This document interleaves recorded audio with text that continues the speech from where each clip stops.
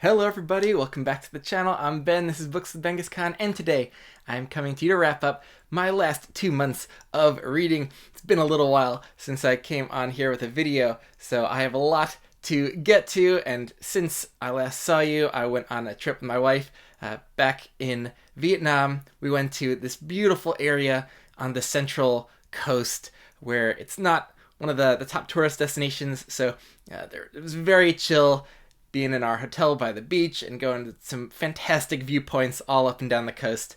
So that was a very revitalizing time. Back at home, things have been quite busy with work, but I've been keeping up with my reading and need to figure out a way to get back into the habit of regular videos because I miss just regularly wrapping up my reads here, doing some one-off reviews of series and top lists, and also just having more live chats with different booktubers and authors. So, man, I really want to get back to it, but I did have a live discussion of the Witchwood Crown on my channel, and that leads to my first read of this wrap-up, which is Empire of Grass, where I was in a buddy read, have been in a great one with Dr. Philip Chase and Nikhil from Shelf Esteem and Andy Smith. And on his channel, if you want to see lots of specific deep dive thoughts on Empire of Grass, you could head over there.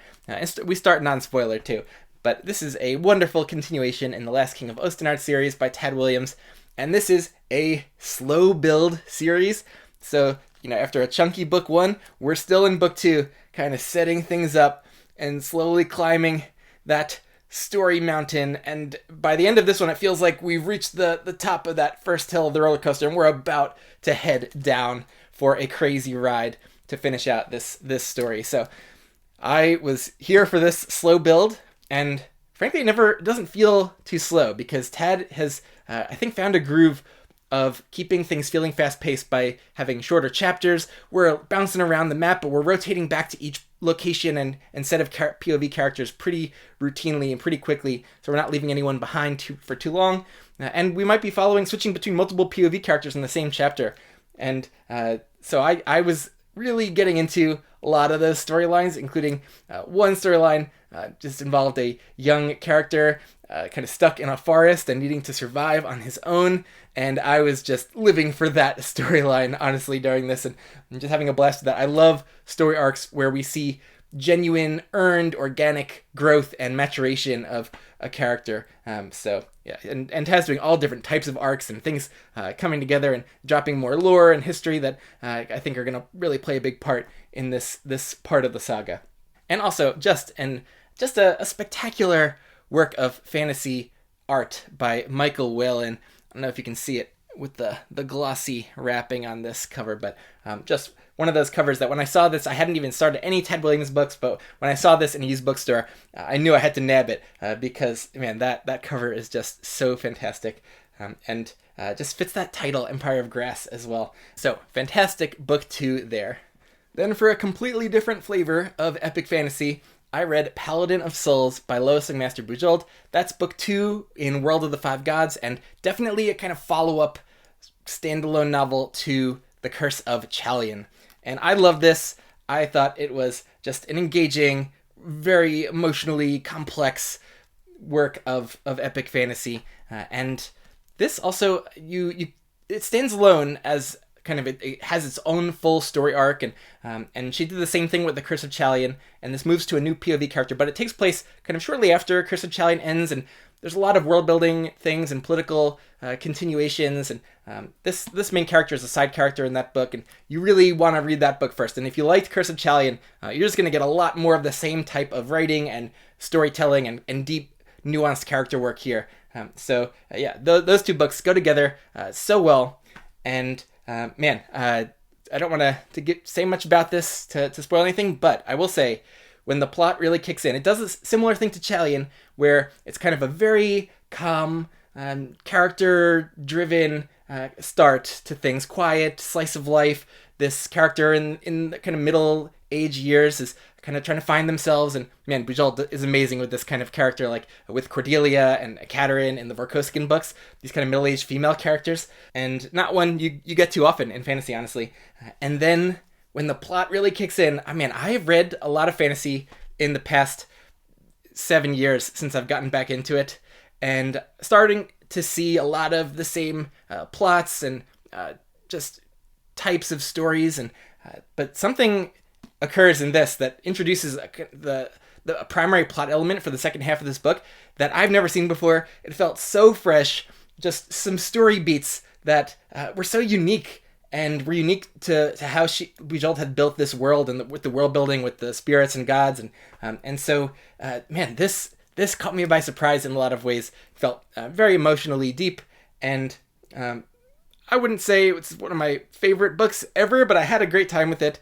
It's kind of in the 4.5 star to 5-star range. And her style in these is a bit more formal in this kind of middle-aged Spanish type of setting. And I mean, the setting feels so alive and rich to me. But there's a little less kind of voice than in the writing in Vorkosigan. And just by the nature of the kind of the setting, I think the prose is naturally fitting for what she's doing in these books. But in the end, these books I don't think are going to be my favorites of all time, but just very rich and endearing stories that I think will be crowd pleasers for a lot of the character-driven epic fantasy crowd, and written just very elegantly. So yeah, another great cover there. Man, look at that cover. It's another beauty. So very successful start to my spring reading with those in March. And then I turned heavily towards sci-fi after that. I did see Project Hail Mary on the big screen, one of my favorite books, and I've experienced this a couple times in book form and audiobook form, and I loved the film. It was so fun to see one of my favorite stories brought to the screen so lovingly, with such care and attention to the details and the heart of what makes the story work in the book. So I had a great time with it, and afterward I was just in that Project Hail Mary zone, and like with The Long Walk, I'd seen The Long Walk movie and then immediately reread the book. I had a great time kind of comparing the book and the movie to kind of just get a feel for all the adaptation choices they made, and what they kept in, changed, added, skipped, and so I went back and I listened to this book all over again right after watching the movie, and I had a great time with it all over again. And it is a very different experience because you're getting that continual internal monologue of Ryland Grace. And while I had a great time with the film, it just, comparing the two speaks to why I think I am reading so much more than watching things these days, because experiencing a story like this through the characters' thoughts and mindset is just so rewarding, because you're there for every single step of their thought process and problem solving in a way that you just can't be in the film. And the film did a good job of including a lot of the science and problem solving, and they kept it under 3 hours though, which I think they needed to do. And you can only do so much with kind of talking into a video diary before that becomes stale. And so the book, man, if you watch the movie and had a good time and you haven't read the book, there's so much more there to enjoy in terms of just getting more time with the main characters too, which you just maximize your time with them in this book. And like I said, one of the great joys of this story in particular is being there for every moment of that kind of discovery of the next solution to a problem. And so I loved both, had a great time. I thought they did a wonderful job adapting the movie. And Ryan Gosling too as Grace, just perfect. Sandra Hüller as Strat, also perfect. The big addition of a new scene of the karaoke scene too, like I loved that. And that was just perfectly suited for this story and the film. And so yeah, loved their adaptation, but honestly, love the book form even more by Andy Weir. So really look forward to whatever he's gonna do next. To continue on with some modern sci-fi, I veered to James S.A. Corey's new release.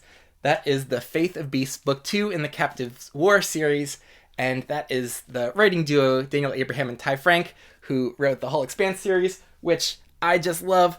Man, that series worked like a charm for me, and I loved book 1.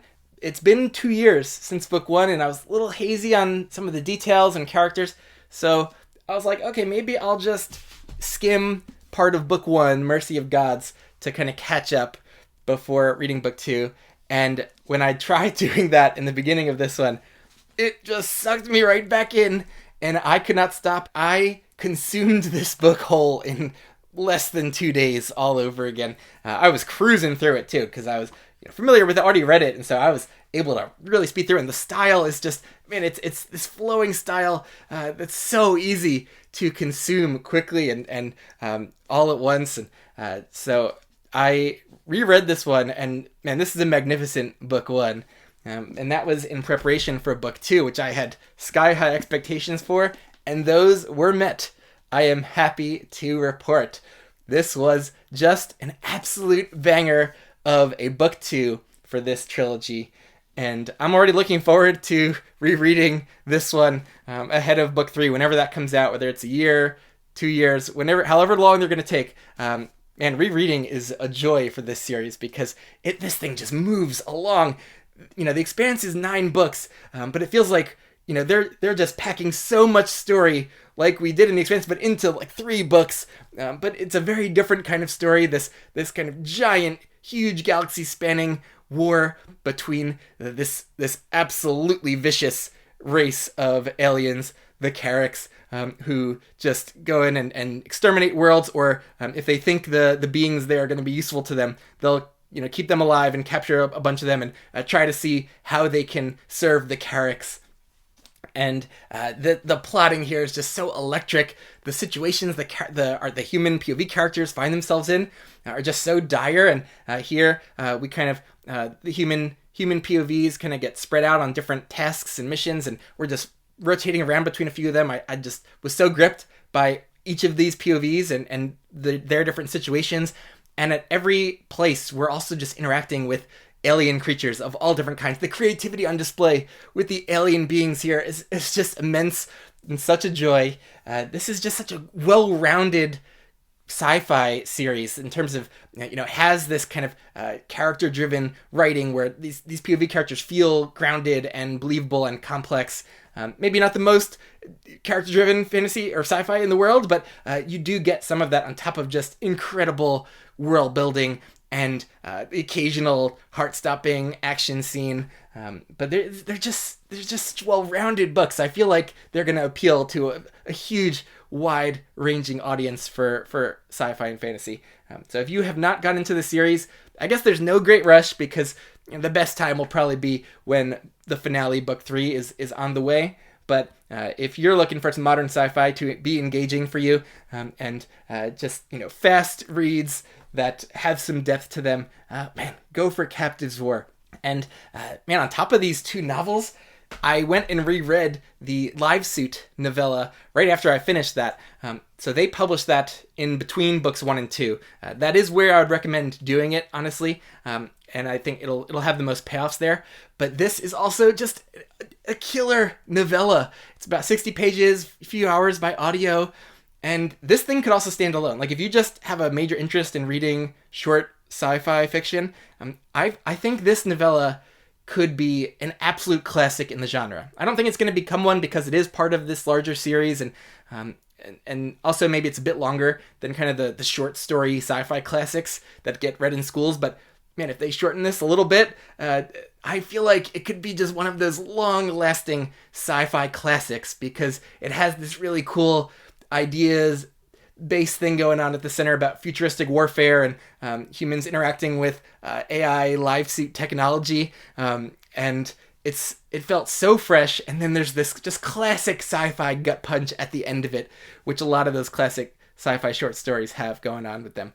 So yeah, on top of the 2 novels that they've released in the series, the novella is amazing. I hope they do another novella like they often do between novels, and to tide me over a little bit and give me a little more writing in this series, because the setting and the world building is just stellar.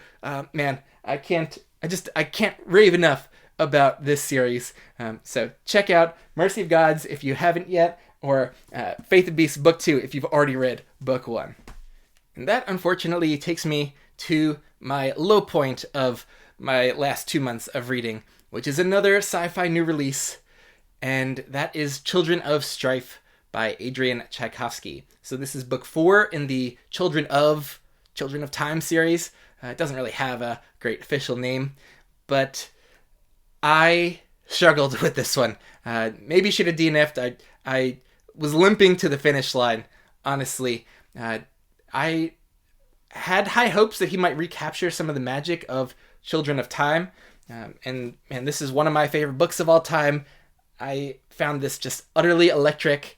And Children of Ruin, it's a very interesting series because, he's kind of using this world building he set up in Children of Time to then tell kind of interconnected standalone stories with time jumps. And I thought Children of Ruin was just doing something very different and expanding on the world building in cool ways, telling and changing up the narrative structure, using multiple timelines. And it felt like he was hitting new ideas there.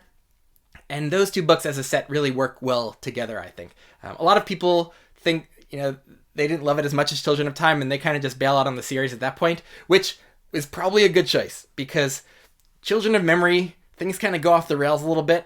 That was something of a slog for me.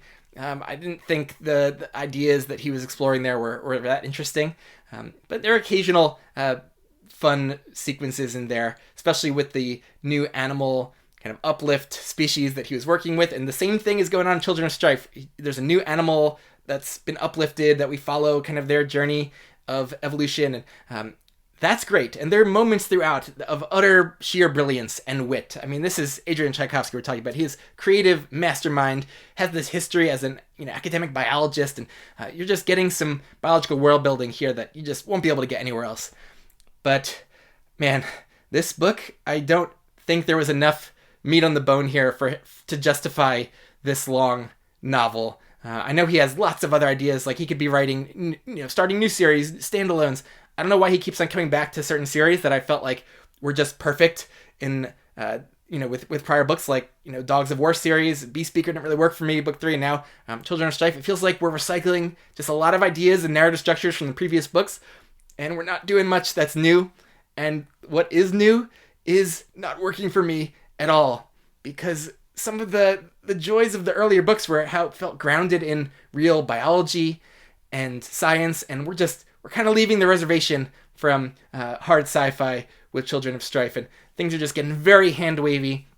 This group of Earth capitalist magnates, I think it's kind of a satirical send-up of Elon Musk, but imagine you take a whole bunch of them, put them in a spaceship together, and they're going off on a mission to terraform their own planet out in another star system. And the way they go about it is just very abstract and hand-wavy. He spends a lot of time with this group on this earliest timeline, and it got just very repetitive. The characters just felt completely two-dimensional. And this has been an issue for me with a lot of his recent releases. I feel like he's been in a very snarky mood and angry at the world a little bit, and maybe justifiably so. And then he's really sending up some of the current political and economic figures in our society right now.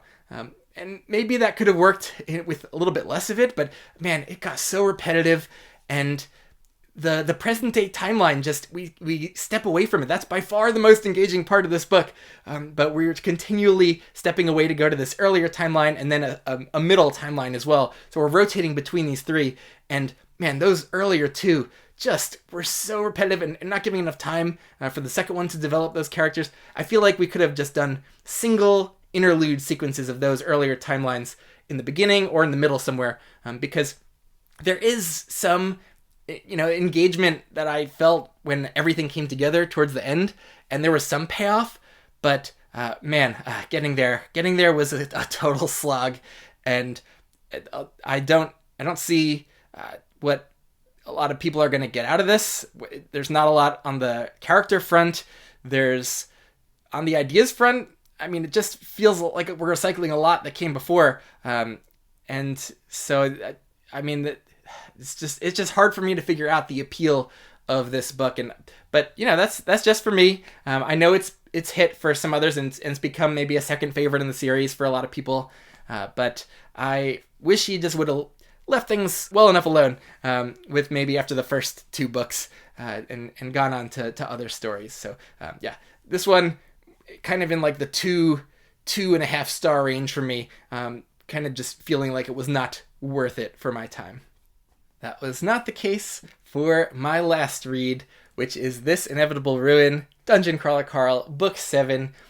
Book 8 is on the way in a couple weeks, and so I thought, I don't want to reread everything, maybe just the previous book to get up to speed. And then I thought I'd be slow playing a little bit, listening to it in little bursts here and there. So I'm reading something else right now too. And maybe I'd be listening to it all up until the release. But that was not the case. I got fully sucked back into this one as well and had a blast with it. I just think the rereadability of this book is to an insane level. And there's so much going on. There's so many new characters introduced, side characters that are on little missions during this. There's so many details to keep track of that, even if you know the main plot beats that happen, a lot of it, after a year of being away from it, still felt fresh. There's continual humor that's just hitting with me deeply, and so I'm laughing out loud, guffawing throughout the entire thing. And he intersperses these incredibly emotionally intense, quiet scenes throughout this book as well. And then there's just these huge set pieces, which are so crazy, so zany, so crass. They're so entertaining. And he also is throwing in so much lore as well, and the plot involving stuff outside the dungeon intersecting with what's going inside is just coming to such a fever pitch here, where there's so many things that maybe I missed on my first or second read, and then I'm now picking up on third read, and that I think are going to be important for the series going forward. So this is just so utterly rereadable. It's a blast. It's, for my money, one of my favorite fantasy books, and it's just a joy. And so yeah, had a blast with that one, and then I was left with a couple of weeks leading up to the release, and I didn't really want to go backward in the series from where we were here and do other rereading. And I've also read those all previous DC books, I think 3 times, and I'd only done this one twice upon release. So this is my third read of this one. And so I was looking for something to scratch that DCC itch, and I saw one of my friends on BookTube, A.R. Witham, the writer of the Legend of Blackjack, just released his own lit RPG, and I saw him and Philip Chase have a chat on Philip Chase's channel about inspiration and how that affects their writing, and specifically A.R. Witham was heavily inspired by DCC to write this Don't Die Dave lit RPG series, and so that got me kind of just sparked my interest, and I'm going to see if this can scratch the same itch. And so I've been listening to the audiobook, which is narrated by A.R. Witham, and it's fantastic fun. He's a wonderful showman, and great with voices, and he's doing a lot of sound effects and that bring the audiobooks to life in the same way that kind of Jeff Hayes does for those. And I'm having a good time with it. It's not hitting for me to the extent that DCC does, but it's doing a lot of things differently. It's more of a classic lit RPG where we're in a real near future